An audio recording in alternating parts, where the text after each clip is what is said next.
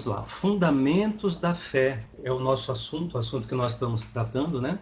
Começamos aí, fizemos uma introdução desse assunto. Hoje nós vamos dar sequência, falando dos fundamentos da fé, que estão registrados ali no livro de Hebreus, capítulo de número 6, é o texto de base. E hoje eu vou estar usando uma apresentação, né, de PowerPoint que vai nos auxiliar para que eu possa transmitir um pouco dessa informação, e você pode até tá revendo esse material quantas vezes for necessário. Me coloca à disposição para as dúvidas, pode entrar em contato, né, que a gente pode estar debatendo aí alguma questão, e até mesmo podemos aqui disponibilizar material, caso você queira receber esse material, ter acesso a ele para poder estudar e arquivar, enfim. Amém? Então vamos lá? Então hoje nós vamos falar sobre arrependimento, vamos falar sobre o primeiro item que nós já citamos, né, no nosso encontro passado, que trata dos fundamentos da fé. Então, lembrando, são 6 fundamentos descritos ali em Hebreus 6, versos de 1 a 3. O autor de Hebreus, ele fala sobre 6 questões, 6 itens, né, que nós vamos estar estudando aqui. E o primeiro deles, que nós vamos ver, ele é acerca de arrependimento de obras mortas, ou do arrependimento, um assunto hoje tão importante, né, um assunto que a gente precisa relevar nos dias de hoje. Nós estamos vivendo o fim dos tempos, estamos vivendo já aí o princípio de dores, e os sinais, né, que Jesus descreveu que viriam antes do fim, antes da sua vinda, da sua volta, já começam a nos alcançar, vamos dizer assim. Então, o primeiro fundamento que nós vamos dar sequência no nosso estudo hoje, nós vamos falar sobre arrependimento, e eu quero deixar aqui na tela, através dos slides, o texto, né, de 1 Coríntios 3 e 11, quando o apóstolo Paulo escreve à igreja de Coríntios, a sua primeira carta. Então ele descreve aqui, dizendo assim: porque ninguém pode lançar outro fundamento além do que já foi posto, o qual é Jesus Cristo. Então, o fundamento da nossa fé, o fundamento de qualquer fé, na verdade, de qualquer crença, né, que está em Deus, que tenha as promessas de vida eterna e todas as promessas que Deus tem na sua palavra, elas só podem ser depositadas sobre um firme fundamento chamado Jesus Cristo. Saiu disso, não é cristianismo, saiu disso, não está em Deus, não está de acordo com os princípios e fundamentos de Deus, né, ensinados na palavra. Então aqui, eu quero compartilhar com os irmãos que quando nós falamos, né, desses fundamentos, nós estamos de fato falando daquilo que converge para Cristo, na experiência progressiva e ordenada do discípulo, que somos nós, né? Você, eu. E aí eu quero relembrar um pouquinho, assim, os 6 itens que o autor de Hebreus descreve em Hebreus capítulo 6, cuja introdução já foi feita, mas eu quero aqui pegar um gancho para a gente poder dar continuidade. E é uma breve introdução, um resuminho, né? Que vai dizer aqui acerca desses 6 itens, conforme segue, se você puder me acompanhar aqui. Então está dizendo assim, ó: o arrependimento das obras mortas, que é o que a gente vai falar hoje. Se der tempo a gente vai avançando, senão a gente vai deixando para os próximos encontros. O arrependimento de obras mortas, ele é o fundamento que nos ensina que antes de termos os demais fundamentos, nós precisamos tratar com toda a nossa atitude de independência e desobediência a Deus, e não voltar mais a praticar os pecados que cometíamos antes sem Cristo. Aí vem o segundo, o terceiro, os outros fundamentos a gente vai deixar para ver mais adiante, mas hoje eu quero assim concentrar, né, manter o foco nesse primeiro fundamento que trata do arrependimento de obras mortas. Então nós vamos entender um pouquinho mais sobre essa questão do arrependimento aos olhos de Deus.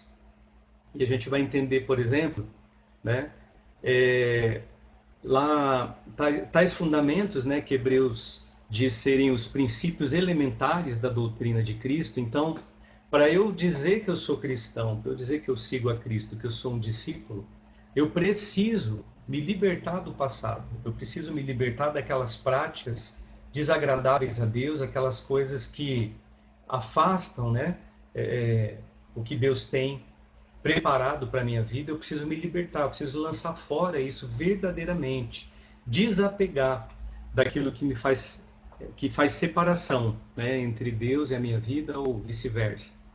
Então, Hebreus diz que esses princípios elementares da doutrina de Cristo, né, ele trata como sendo princípios elementares, é fundamental isso daí. Por isso se chama, o título da matéria estudada é Fundamentos, Fundamentos da Fé. Não contém toda a verdade de Deus, mas são necessários para o discípulo crescer da fase de criança em Cristo, que precisava de leite, né, para a fase adulto na fé. Então a gente citei isso no encontro passado, na introdução, que muitos cristãos eles ainda permanecem numa certa inocência, numa certa infantilidade, vamos dizer assim, nos assuntos referentes à palavra de Deus e a Deus, né, como Senhor, como Rei e também como nosso Pai. Então, se não houver um crescimento, um amadurecimento, fica praticamente impossível caminhar debaixo daquilo que Deus tem, debaixo daquilo que Deus tem preparado. O profeta Oséias, ele diz no capítulo 6, verso 3 do seu livro: conheçamos e prossigamos em conhecer a Cristo. Então, o meu convite para você que me acompanha nessa tarde, né, no dia de hoje, é que você desperte. Daí a minha oração é que o Senhor desperte no teu coração essa ânsia, esse desejo, essa fome, essa sede de conhecer mais e mais do Senhor e da sua palavra. Então vamos lá. Arrependimento de obras mortas é o primeiro fundamento de 6. E a gente vai entender algumas coisas nessa tarde, nesse encontro, conforme a apresentação que segue. Então diz assim, ó: naqueles dias apareceu João Batista pregando no deserto da Judéia e dizia: arrependei-vos, porque está próximo o reino dos céus. Mateus 3, 1 e 2.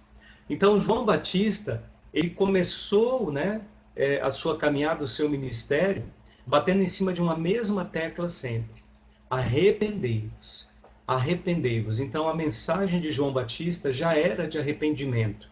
Se a gente seguir mais um pouquinho, ó, Mateus 4,17, vai dizer, ó: daí por diante passou Jesus a pregar e a dizer: arrependei-vos, porque está próximo o reino dos céus. Então, na sequência, né, daquilo que João Batista anunciava, chega Jesus, né, assume o seu papel. E qual é a mensagem que Jesus traz? Arrependimento, mais uma vez. Isso é só para você entender a importância que esse tema, né, esse primeiro fundamento tem nas nossas vidas. Se ele não fosse importante realmente, nem João Batista teria perdido tempo com ele, nem tampouco Jesus chegaria anunciando, né, o arrependimento, inclusive como uma condição para ter acesso ao reino. Em Lucas 24:47, a palavra vai reforçar mais um pouquinho essa importância sobre o arrependimento, onde Lucas diz, ó: daí por diante passou Jesus a pregar e a dizer: arrependei-vos, porque está próximo o reino dos céus.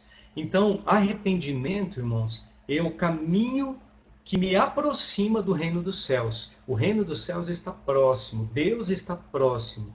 Mas quando eu me arrependo, eu me limpo, procuro me limpar e ser lavado no sangue de Cristo pela sua palavra, e mudar o meu comportamento, a minha atitude, mudar, né, a maneira como eu agia, como eu conduzia as coisas. Então agora o que acontece?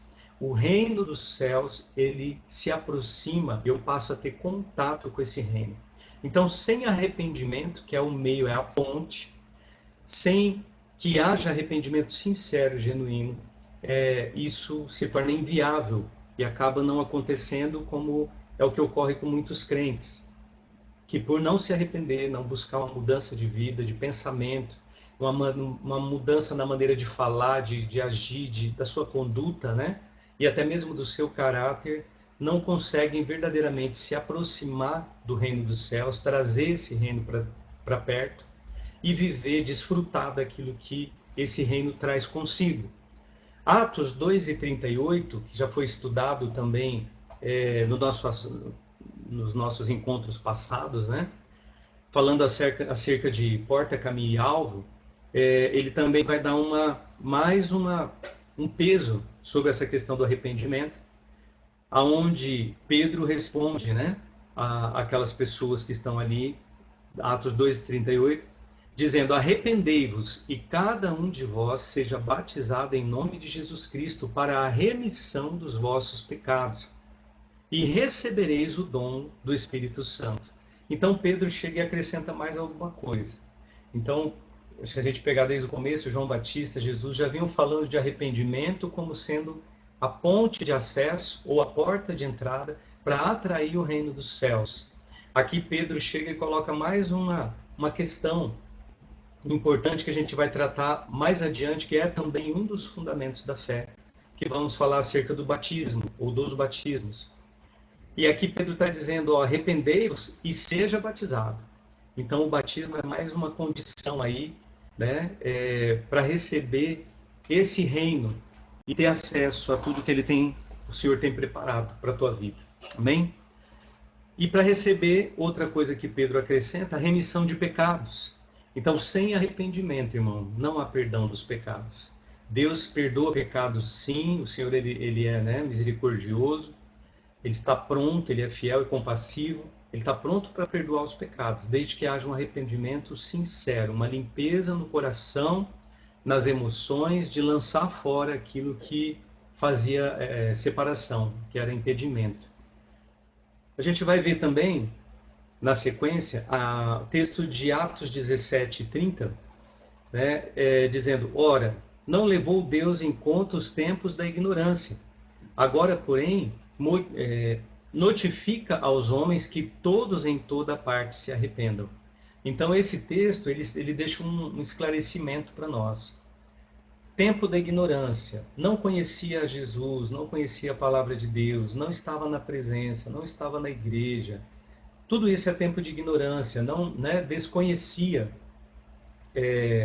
o reino de Deus e tudo que faz parte dele, não desconhecia os princípios, os mandamentos, esses fundamentos e tudo mais. Então, tudo isso era, aos olhos de Deus, é descartado, né? Deus não olha para esse tempo de arrependimento, perdão, para esse tempo de ignorância.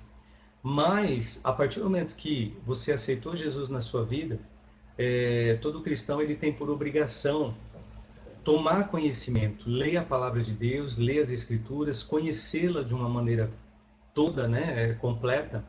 E eu costumo dizer que hoje o acesso ainda, graças a Deus, ainda não sei até quanto tempo será, assim, até quando, mas o acesso ele está muito próximo, ele está muito fácil hoje para as pessoas.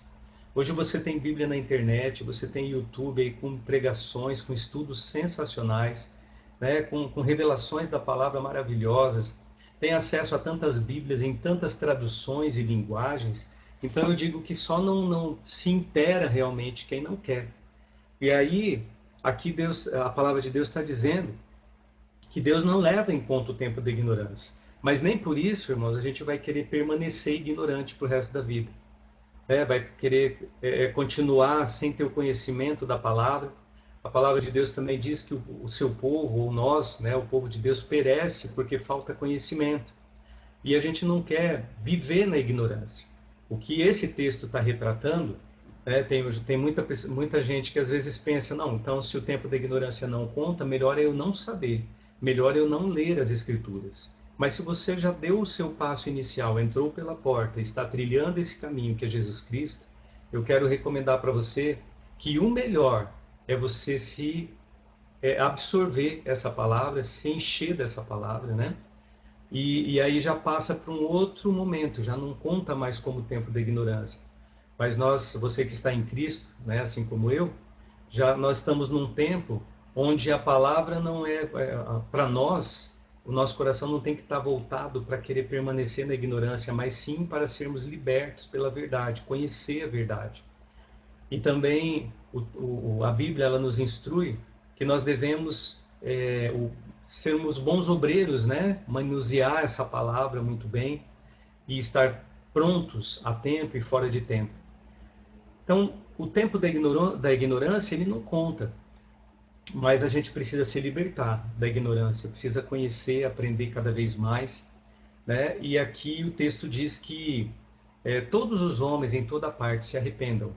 Então, em nome de Jesus, durante essa ministração, que o Espírito Santo possa mover o teu coração, possa falar com você e te incentivar, né? Te mover a dias de arrependimento sincero e genuíno diante de Deus.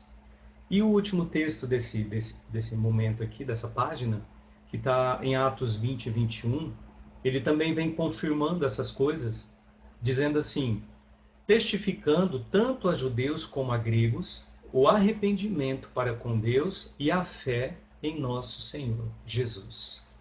Então, o arrependimento, ele é esse caminho. O arrependimento é essa porta de entrada, de acesso, para que a gente tenha acesso ao reino dos céus. A gente hoje tem visto um tempo que a igreja já não tem a mesma manifestação em meio aos cultos, em meio, né, aos encontros.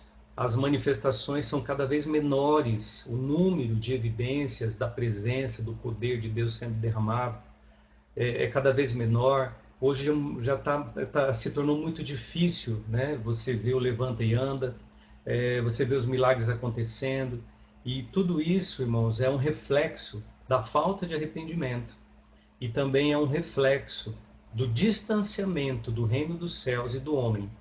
Então a gente precisa entender que quando o reino dos céus se aproxima, quando há contato, né, das nossas vidas com o reino dos céus, quando o reino realmente tem esse contato, não há o impedimento ali das obras mortas, dos pecados, né, das coisas erradas. Então, quando há o contato, agora há a manifestação dos céus. Porque quando o reino ele entra em contato, há a manifestação daquilo que é pertinente ao reino de Deus. Então, mais uma vez eu digo, arrependei-vos. O processo de arrependimento, nós vamos entender aqui, vamos entrar, né, nele também, para que você entenda um pouco mais e possa tomar essa iniciativa. Mas não basta conhecer a respeito de arrependimento. Arrependimento é algo que necessita, que requer ação, né, de todos nós. Então vamos lá. Um pouco da teoria, assim, para entender entrar um pouco mais nesse assunto, né? Então, o que é arrependimento? O Novo Testamento original, no grego popular, ele dispõe de duas palavras que respondem a essa pergunta. A primeira é metalomai, que significa remorso, tristeza, troca de opinião. A segunda é metanoia, ou metanoia. A gente costuma falar metanoia, é mais fácil. Que significa mudança de coração ou mudança de rumo. Essa segunda palavra descreve melhor o que o Senhor Jesus queria dizer com arrependei-vos. Uma mudança profunda e radical no pecador que faz deixar de viver uma vida desobediente e independente de Deus, para viver em obediência e dependência dele. Então, o que a gente precisa entender aqui? Existe uma grande diferença entre você se arrepender e você sentir remorso. Você sentir ter aquele sentimento de culpa, mas que não te move em mudar em nada a sua maneira de agir, a sua conduta. Então a gente precisa entender que quando a palavra de Deus, toda vez que a Bíblia fala, né, desde João Batista ali, toda vez que fala em arrependimento, isso não está tratando de sentir remorso, sentir tristeza, porque eu fiz uma coisa que é errado, que eu sei que desagrada a Deus e eu estou triste por isso. Ou apenas mudar a minha opinião e não mudar a minha atitude. Arrependimento ele é ligado diretamente à atitude, à minha maneira de me portar. Então, metanoia, né, é uma palavra do grego que descreve melhor aquilo que Deus espera de nós. Porque metanoia tem uma representação de mudança de coração. É quando você é abatido no seu espírito, você se entristece, sim, você sente remorso, sim. Porém, você toma uma decisão no teu coração, onde você diz para você mesmo, eu não vou mais fazer isso. Aconteceu, né? A gente costuma dizer que pecado na vida do crente tem que ser um acidente. Aconteceu sem esperar, sem planejar, aconteceu por um momento de vacilo, mas no seu coração, metanoia quer dizer mudança de mente, mudança de comportamento. mudança de rumo. Eu não vou mais por aqui. Eu escorreguei aqui, deslizei. Senhor, me perdoa. Eu vou evitar esse caminho e vou mudar. Vou mudando de caminho, vou mudando a minha caminhada. É isso que arrependimento remete. É isso que arrependimento traz para a nossa meditação e para o nosso conhecimento nesse encontro. Outro ponto que descreve, assim, para entender um pouquinho mais. Para a gente entender o que é, às vezes é bom tentar entender, procurar entender o que não é. E o que não é arrependimento? Bom, primeiro, não é apenas a convicção de pecado, de estar na direção errada e de estar em independência e desobediência de Deus. Tal convicção faz parte do arrependimento, mas alguns há que estão convictos disso, mas não mudam de vida, né? Depois quero deixar recomendado aqui para você ler o texto de Mateus 27, 3 e 5. Então, irmãos, quando fala de arrependimento, né? Aqui está dizendo, ó, não é apenas a convicção do pecado. Então, não é apenas eu saber que eu pequei, saber que desagradei a Deus, né? Saber que eu estou na direção errada. Arrependimento não é eu estar independente de Deus e muito menos desobedecer a Deus. Isso é algo que a gente pode considerar que não é arrependimento. Outro item, né, o item B, ele vai nos dizer assim, ó, arrependimento também não é a tristeza ou remorso por sentimento de culpa ou por ter sido descoberto em alguma falta.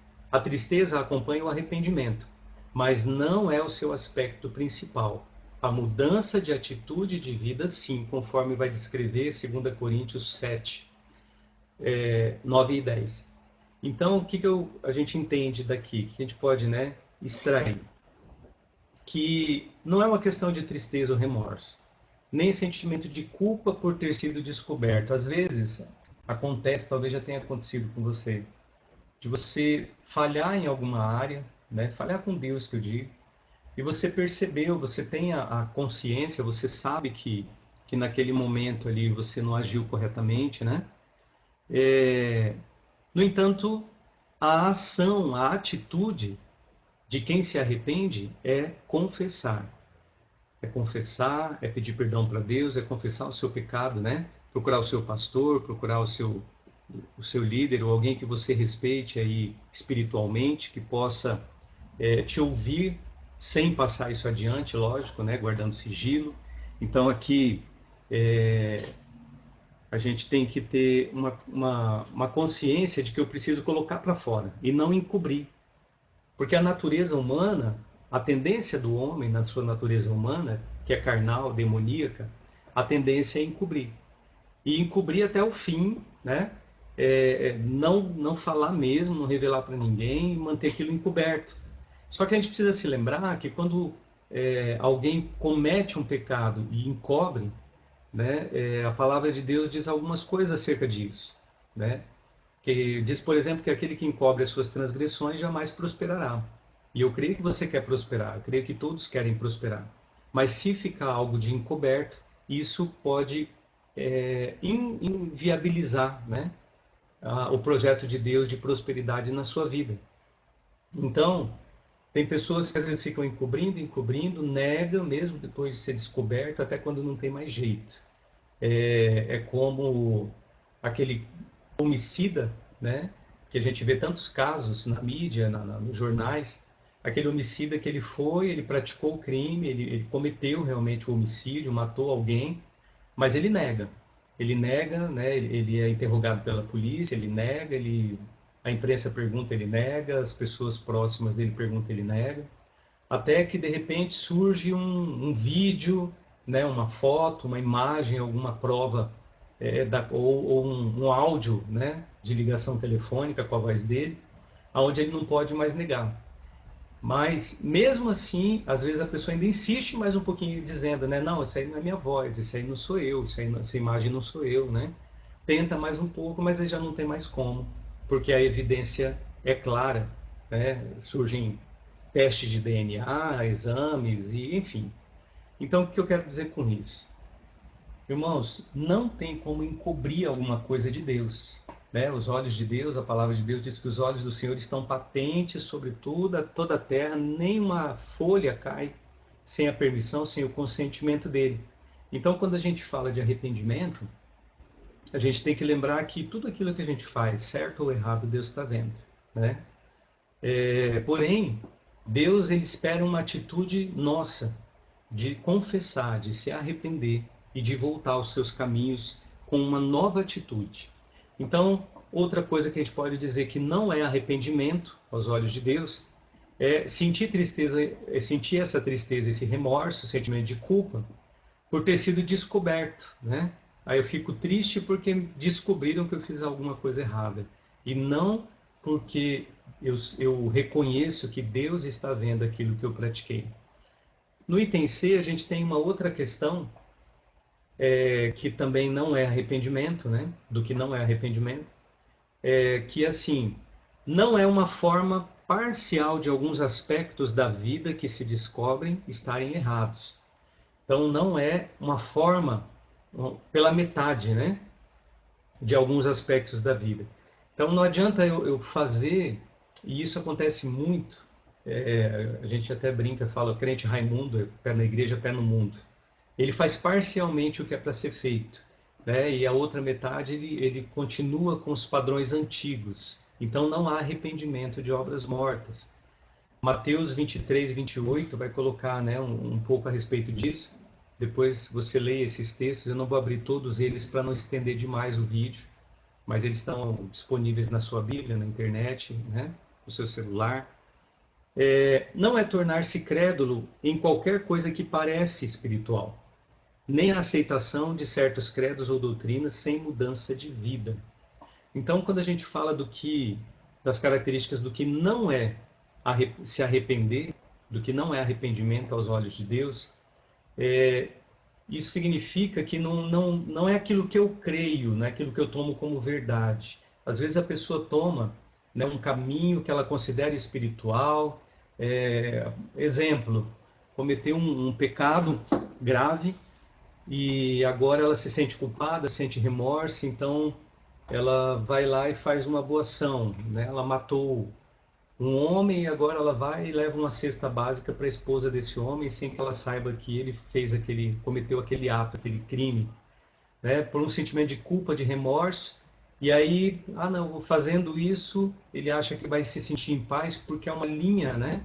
Uma visão espiritual própria que ele adquiriu. Uma certa maneira de crer, uma doutrina que ele criou no seu próprio coração. A gente tem que entender que Deus tem a sua maneira própria estabelecida, Deus é um Deus de princípios, ele tem os seus padrões. E que a gente precisa, uma vez que a gente escolheu, optou, não vou nem dizer escolheu, na verdade, porque nós não escolhemos ele que nos escolheu, né? Mas quando ele nos escolheu, nós aceitamos estar andando com o Senhor, a gente tem que começar então a entender que a maneira como eu vou andar daqui para frente é a maneira dele, não é mais a minha. Amém? Continuando. O arrependimento ilustrado por Jesus. Jesus dá uma ilustração interessante aqui em Lucas 15, de 11 a 32, né? Onde nós encontramos a parábola de Jesus sobre o filho perdido, ou o filho pródigo. Ilustração perfeita do que é arrependimento no que aconteceu com o filho. Então vamos acompanhar alguns pontos desse texto de Lucas, onde ele vai nos mostrar um pouco mais assim, para dar um entendimento, né, dentro da palavra, do que é esse arrependimento aceito por Deus, esperado por Deus. Então, primeiro, há uma mudança de mente, há uma mudança de mentalidade, né? Metanoia, guarda essa palavra. Metanoia significa essa mudança na maneira de pensar. Às vezes a pessoa quer emagrecer, faz dieta, faz regime, toma remédio, faz um monte de coisa, um monte de receita de internet, né? Das pessoas famosas, e no fim acaba que não emagrece nada, ou emagrece, daqui a pouco volta, né? O efeito sanfona.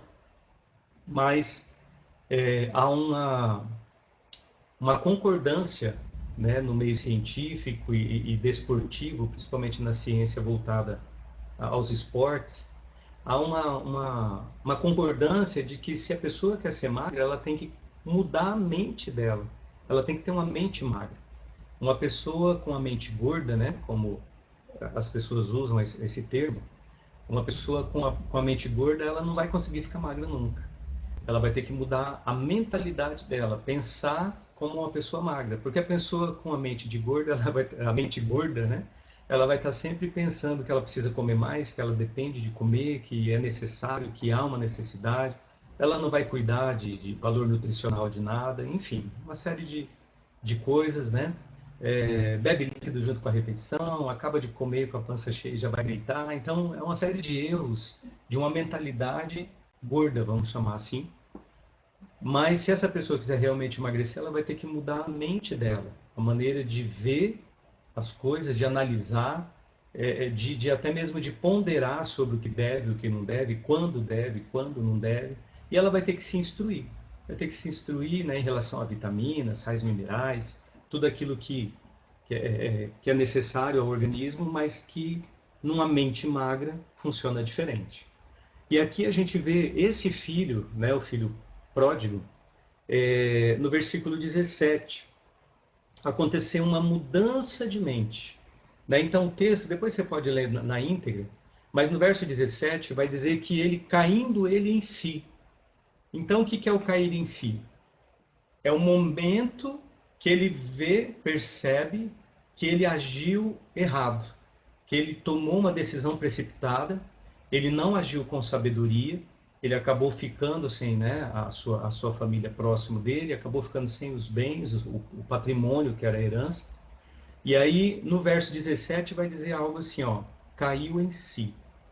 E isso, irmãos, acontece muitas vezes com pessoas que estão na presença de Deus e ela, principalmente naquele início, né, de conversão, porque a pessoa vem para Jesus, ela se agrada, ela fica convencida de que é bom, ela começa a vir devagarinho, vai se achegando, vai aprendendo, vai sendo instruída, alguma coisa já vai mudando, mas muitas vezes não desapega das obras mortas, né, do pecado, daquilo que traz condenação. E aí o que vai acontecer? Essa pessoa, ela vive uma metamorfose, né? É um processo de, de, de conversão, onde ela vai pouco a pouco largando as coisas do mundo e absorvendo as coisas de Deus. Porém, muitas vezes durante essa caminhada, ela procura agradar os dois lados, né?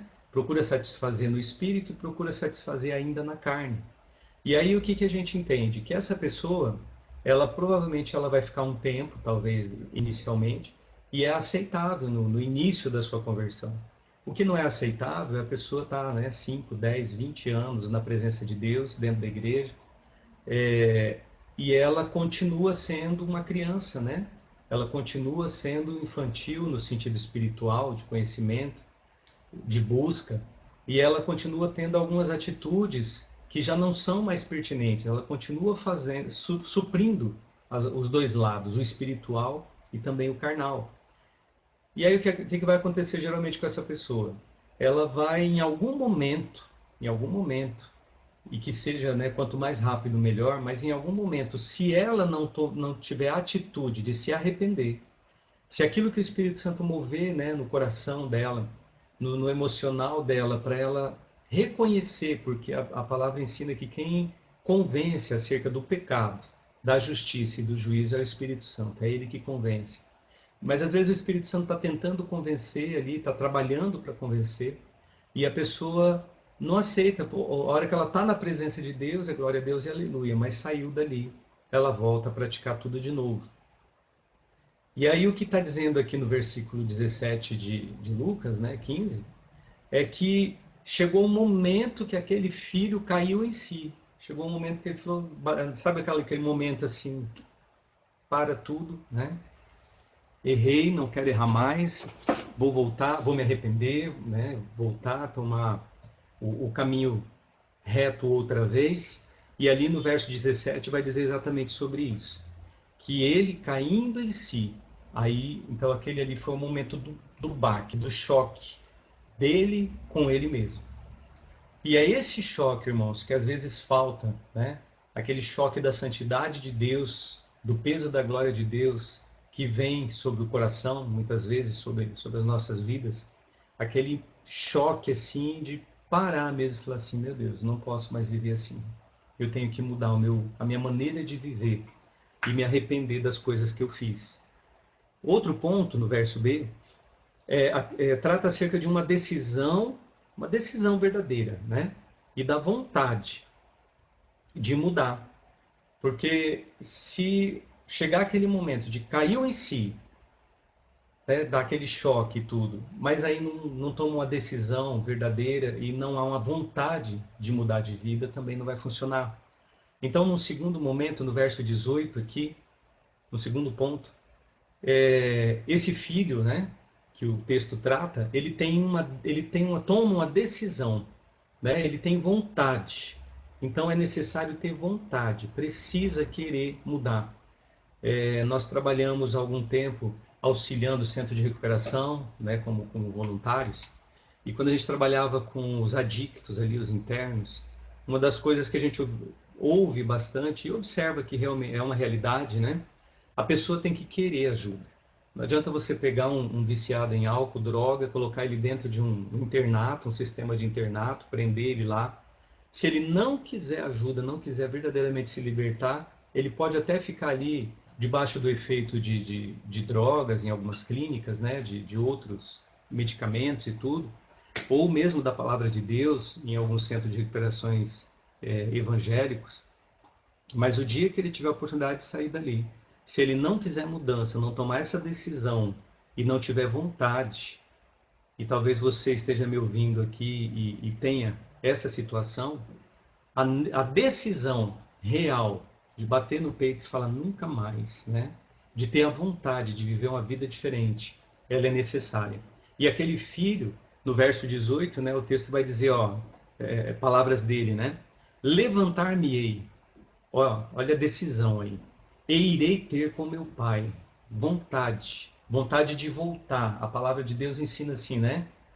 Volta onde caíste, né? Se arrepende, começa tudo de novo, nessa linha. E aí a gente vai ver também no verso de número 20, uma mudança resoluta, né? Resolvida, uma coisa assim absoluta no coração dele. E aí no verso de número 20, ele diz assim, ó, e levantando-se foi para o seu pai. Então ele decidiu, resolveu, com muito compromisso naquela decisão, ele volta para o seu pai. Isso é, deixou a velha vida longe do pai e começou uma vida nova perto dele. Então, irmãos, o que a gente precisa entender? Precisa haver arrependimento. Nós estamos vivendo dias sombrios, né? E que infelizmente, eu tenho dito e preciso dizer que a tendência não é melhorar, não. A tendência é agravar, a ira de Deus vir sobre a terra, as promessas, aquilo que Jesus, né, pregou a respeito dos últimos dias, sinais na terra, no céu, debaixo da terra, muita coisa acontecendo, pestes acontecendo já, rumores de guerra, né, sempre há, entre tantas outras coisas. E só vai subir com Cristo aqueles que verdadeiramente se arrependeram. Amém? Vamos para frente? Então, outro assunto aqui, outra questão. Como que isso acontece? Como que o arrependimento acontece? Né? Para a gente entender um pouquinho mais a esse respeito. O arrependimento, ele acontece com nossa resposta positiva à iniciativa bondosa e misericordiosa de Deus. Deus nos conduz ao arrependimento. É Deus quem gera. Como eu já falei, o Espírito Santo, ele que convence, né, do pecado. Ele que nos convence que nós somos pecadores, que a gente tem situação mal resolvida. E nós precisamos do Espírito Santo, irmãos. Nós somos dependentes, precisamos buscar no Espírito Santo com frequência, né? Para que ele possa nos mostrar quais são os nossos erros, as nossas falhas, os nossos pecados. Alguns a gente sabe, mas tem coisas que às vezes nos atrapalham, né? E que estão ocultas para nós mesmos. Então a gente precisa buscar em oração, o Espírito Santo me mostra, revela o que está me impedindo de prosperar, de avançar mais, de crescer, e ele certamente atende, né, responde a esse pedido. Outra coisa que Deus, outra questão é que Deus ele nos conduz ao arrependimento, né? Romanos 2:4, o texto diz assim, né? Ou despreza a riqueza da sua bondade e tolerância e longanimidade, ignorando que a bondade de Deus é que te conduz ao arrependimento. Então nós não podemos ser ignorantes a esse respeito, porque Deus ele é bondoso, Deus, né? Ele tem riqueza, ele tem tolerância, ele tem várias características e ele mesmo nos conduz ao arrependimento. Mas é aquele cair em si.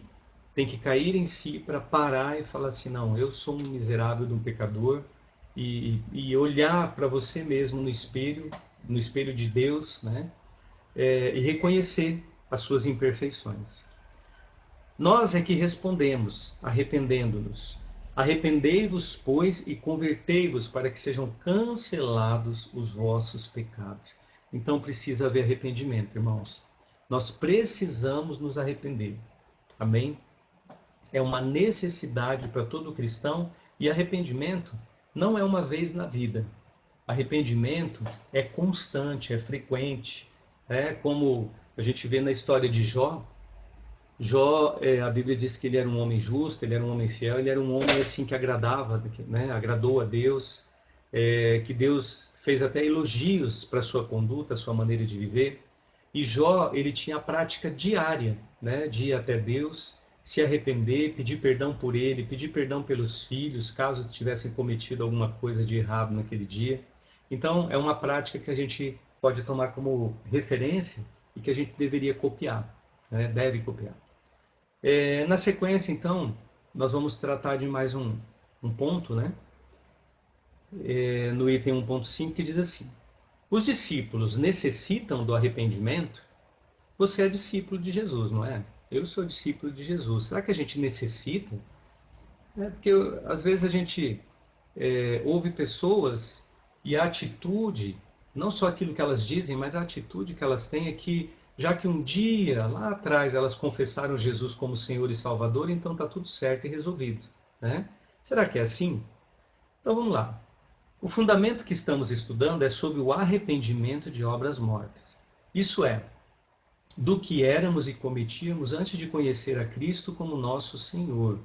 Então, as obras mortas são aquelas que aconteceram antes de Cristo entrar na minha vida e na sua. Amém? Só que depois disso, será que a gente parou de errar? Será que é assim? A pessoa aceita Jesus, confessa Jesus num dia e a partir daquele minuto, daquele segundo, nunca mais houve deslize? Essa é a maneira correta que deveria ser, sim.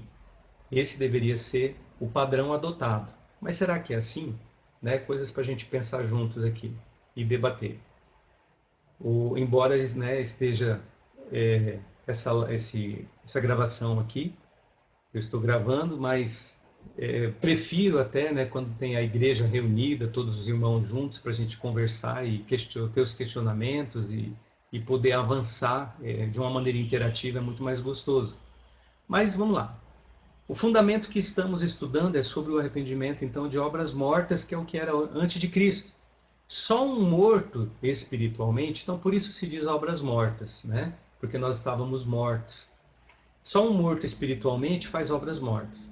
Os discípulos são chamados a não praticarem novamente as obras mortas que praticavam outrora. Então nós somos chamados a não voltar, né, para o vômito, né, como a própria Bíblia diz, e voltar a praticar, como descreve lá Hebreus capítulo 9 também. Eu deixo a leitura para você posteriormente. Ou você pode parar esse vídeo agora também e já fazer a leitura, que é interessante. Se o fizerem, tem que se arrepender, né? Então, me arrependo das obras mortas, mas também me arrependo de todas das obras diárias que, acaso eu tenha, né, tido um pensamento mal acerca de um irmão, tenha feito um mau julgamento, tenha aberto a minha boca aí para falar, né, aquilo que não deveria. Então nós temos que nos arrepender todos os dias, essa que é a verdade. Se o fizerem, tem que se arrepender, né, se fizer alguma coisa errada. Temos exemplo disso no livro de Apocalipse, nas palavras do Senhor as 7 igrejas, né, que está descrito lá em Apocalipse, no capítulo 2, no 16, no 21 e no 3. Perdão, no 2 e no 3, 2, 5, 2, 16, 2, 21 e 3, 19. Então, esse texto também fica para sua leitura, onde vai estar falando sobre essa questão do arrependimento que nós estamos tratando, esse primeiro fundamento. Podemos apontar ainda 3 áreas básicas em que deve ocorrer o arrependimento. Isso aqui é importante, guarda para você, procura rever, né, fazer uma revisão, rever os conceitos. Então, 3 áreas que a gente precisa sempre estar olhando, sempre observando, atentos e policiando, inclusive. Na área da moral, que nos afeta pessoalmente, por exemplo, as impurezas sexuais, né, nos pensamentos, na prática. Então, isso aí fere a nossa moral diante de Deus. Isso aí afeta o nosso relacionamento pessoal com Ele. Também nas áreas dos relacionamentos, que afeta aos outros, por exemplo, a ira. Então, se a pessoa é muito irada, né, raivosa, qualquer coisa, ela está soltando os cachorros, está xingando, está ofendendo a mãe, a avó, né? Aquelas coisas. Então, isso também requer arrependimento nas áreas de relacionamento. E também na área espiritual, que afeta a Deus. Por exemplo, a idolatria. Então, quando há idolatria da minha parte, isso ofende a Deus, né? E é necessário que haja, então, arrependimento acerca dessa idolatria. Idolatria é uma coisa interessante, porque idolatria ela vai muito além de adorar a uma imagem de escultura, né? Um Deus feito de barro, de pedra, qualquer coisa assim. Vai muito além, porque a idolatria ela funciona tanto debaixo da ira. Se você odeia uma pessoa, você acaba idolatrando essa pessoa. Essa pessoa se torna um ídolo para você. Por quê? Porque se você odeia a pessoa e não consegue perdoá-la, você acaba tratando ela como Deus, porque ela ocupa agora o primeiro lugar no teu coração. Ela está antes de Deus, porque quando Deus está em primeiro lugar no teu coração, você consegue perdoar, você consegue liberar perdão. Agora, se essa pessoa não sai, né, de dentro do teu coração, você não consegue liberar perdão sobre ela, ou não consegue pedir perdão, não consegue mais conviver com essa pessoa. Então, essa pessoa se tornou um ídolo na tua vida. Né? Precisa haver arrependimento, liberar perdão sim, fazer um conserto diante de Deus para trazer o reino para perto outra vez e a presença dele. Outra questão, eu me lembro que alguns anos atrás, uns 3 anos, 4 anos atrás, eu fui ministrar, né, uma palavra acerca de idolatria. E quando eu estava preparando essa palavra, o Senhor me revelou que eu estava em idolatria. E idolatria, a palavra de Deus diz que o pecado de idolatria ele é semelhante ao pecado de feitiçaria. E a condenação para feitiçaria é fogo, né? É fogueira. Então, eu fiquei preocupado e aí eu fui orar a respeito, eu fui buscar.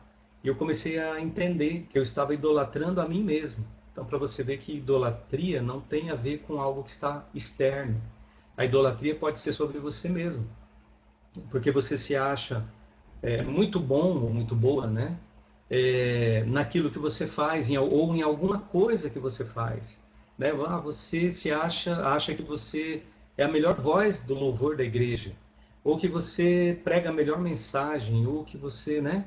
Então essas questões todas são idolatria, auto-idolatria. Isso também desagrada a Deus. Então o que a gente precisa entender? Que nessas 3 áreas básicas precisa haver arrependimento.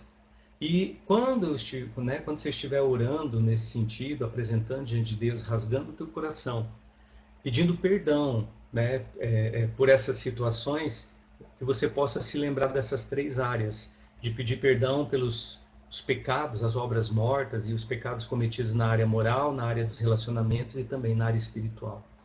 Amém? Que Deus certamente ele vai te perdoar e vai renovar a aliança que Ele tem com você, porque Ele te ama muito e não quer que você fique distante por uma ou outra situação da qual você não se arrependeu. A palavra de Deus ela está repleta de advertências quanto ao perigo de os discípulos voltarem às obras mortas que praticavam quando viviam sem Cristo. Então a Bíblia, irmãos, você vai ver uma série de textos que está embaixo, E esses textos, leia, grifa lá, marca na tua Bíblia. Talvez você seja uma pessoa que não tem a prática, não conseguiu ainda pegar o hábito de leitura da palavra. Então, aos pouquinhos, mesmo que seja aos pouquinhos, você vai marcando, vai lendo os textos, os versículos bíblicos, né? Folheando ali, vendo onde que está, se localizando, isso é importante. E aí vai dizer assim, ó, se alguma coisa de que devemos arrepender-nos, devemos fazê-lo imediatamente. Irmão, não espera, não deixa para amanhã, não fica adiando. Né? Se tem situação para se consertar, na verdade essa prática, como eu já disse, ela tem que ser diária. Né? Porque a gente não sabe quanto tempo a gente tem aqui. E a gente não sabe também da possibilidade de repente, né, chamar a sua senha, aí, chamar o seu nome e você partir debaixo de uma situação que poderia ter sido consertada com Deus e não foi. Então, em relação a isso, podemos examinar as seguintes passagens bíblicas. E aí está aí os textos, são vários, né? Romanos, Gálatas, Coríntios, Filipenses, no Novo Testamento, ali tem muita coisa acerca do arrependimento e de como proceder e de como fazer. Uma coisa que eu quero acrescentar aqui é que o arrependimento, né, ele requer confissão. Arrepender-se não é apenas dizer perdão, Senhor, né? Mas ele requer confissão. A Bíblia ensina, né, Tiago vai falar sobre isso, que nós devemos confessar os nossos pecados uns aos outros. Então, o que a gente extrai daí? Que eu preciso pedir perdão para Deus, sim, me rasgar, me arrepender, reconhecer que eu sou, né, pecador. Embora ele já saiba, mas eu preciso confessar isso a Deus, para que haja perdão da parte de Deus. Mas para que haja uma limpeza, né, daquilo que está dentro, daquele mal que está dentro, eu preciso confessar a alguém. Confessai os vossos pecados uns aos outros. Amém? Então, tenha sempre alguém da sua confiança, alguém íntegro, né, da sua igreja, algum irmão, ou se você é um líder de alguma comunidade, tenha algum outro líder, uma cobertura espiritual, alguém com quem você possa abrir o teu coração e estar colocando essas situações com frequência, diariamente ou sempre que elas ocorrerem, né? A gente costuma dizer que a tentação confessada, ela não vira pecado, né? E não vai ter do que se arrepender. Então, às vezes, é melhor confessar quando na fase da tentação, já lá no início, que vai prevenir e evitar uma série de coisas. Amém? Então, partindo aqui para o encerramento desse tópico, né, de hoje, que é o arrependimento de obras mortas. O último item, que ele vai dizer assim, ó, quais alguns frutos do arrependimento. Então, quais são, né, alguns frutos do arrependimento? O arrependimento deve dar frutos, como anunciou João Batista. Produzir, pois, fruto digno de arrependimento, lá em Lucas 3. Ver também Atos 36, tá? Se houver verdadeiro arrependimento no coração, haverá evidência exterior. Então, olha só como que a profundidade do verdadeiro arrependimento, do arrependimento que Deus espera, do arrependimento que Cristo pregava. Quando há um arrependimento no coração, vai haver essa evidência exterior, né? As pessoas vão notar através de frutos, de mudanças de comportamento, de atitude. Então vamos lá. As seguintes atitudes evidenciam o arrependimento.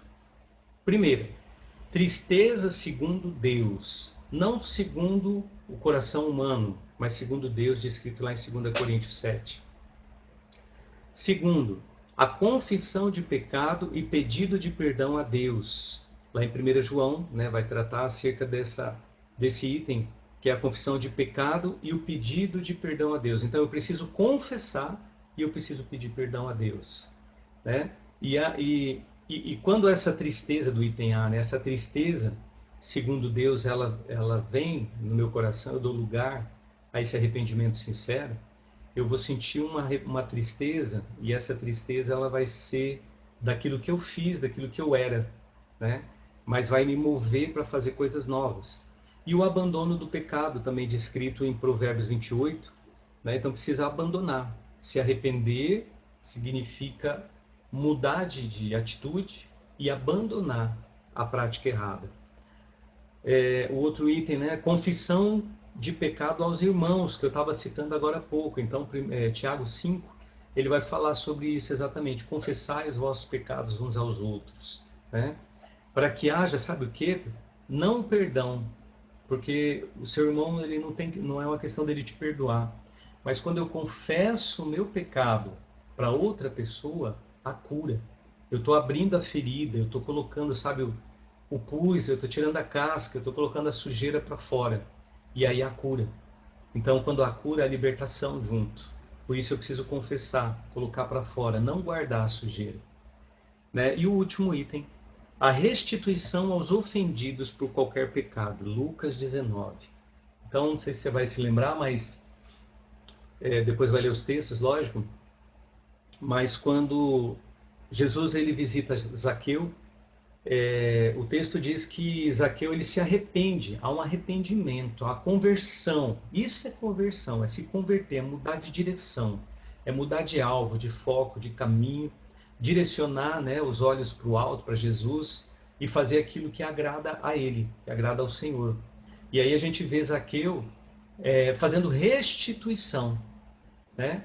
E aí ele dizendo para Jesus que ele vendeu, né? Venderia, na verdade, não vendeu ainda, venderia dos seus bens e ele distribuiria ali metade aos pobres, daí ele ia ressarcir 4 vezes aquelas pessoas que ele lesou. Então a gente vê Zaqueu, um publicano, um político da sua época, né? Zaqueu, talvez, se a gente fosse considerar hoje, aí seria o líder da Lava Jato nos dias de hoje, né? E aí a gente vê ele se arrependendo com arrependimento sincero, genuíno, dizendo: Senhor, eu vou restituir.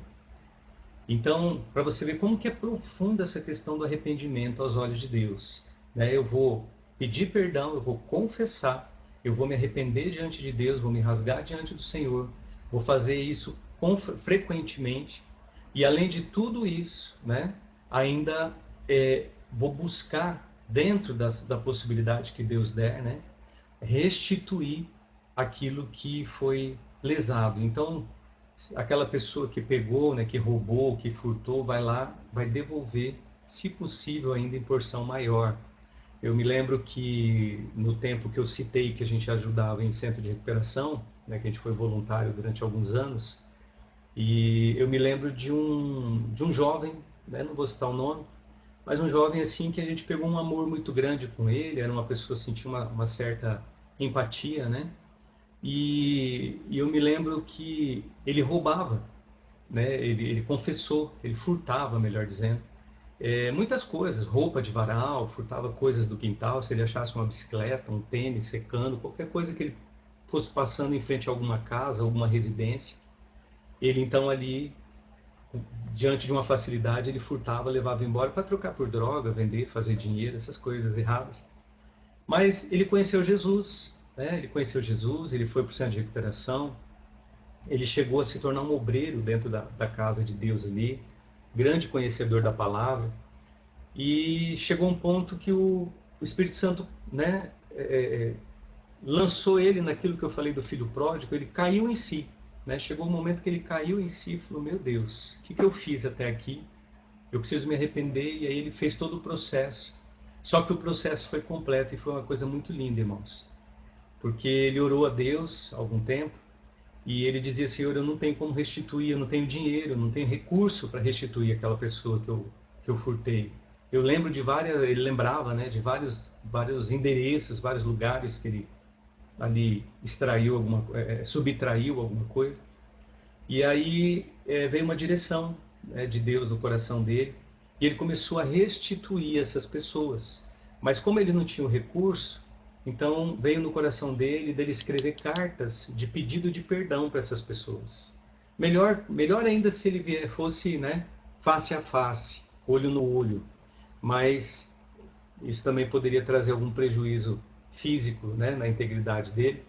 Então veio essa direção, com graça, com sabedoria, ele escreveu muitas cartas, se arrependendo, pedindo perdão, esclarecendo que, né, hoje ele conhece Jesus, que Deus entrou na vida dele, que ele mudou de vida, e ele começou então a levar em todas as casas, durante um período que ele pôde se lembrar, ele foi e colocou uma carta dessa lá, abençoando a pessoa, né, que foi subtraída ali.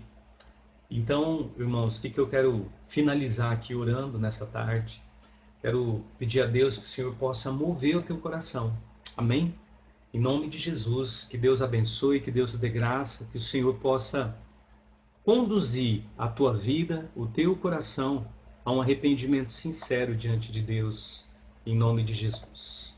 Pai, em nome de Jesus, eu quero orar por essa vida, Senhor, que está aqui conhecendo, buscando aprender um pouco mais. Pai, em nome de Jesus, eu oro, Senhor, para que o Senhor libere dos teus anjos agora. Entra, Senhor, nesse lar, nessa família, no coração desse homem, dessa mulher.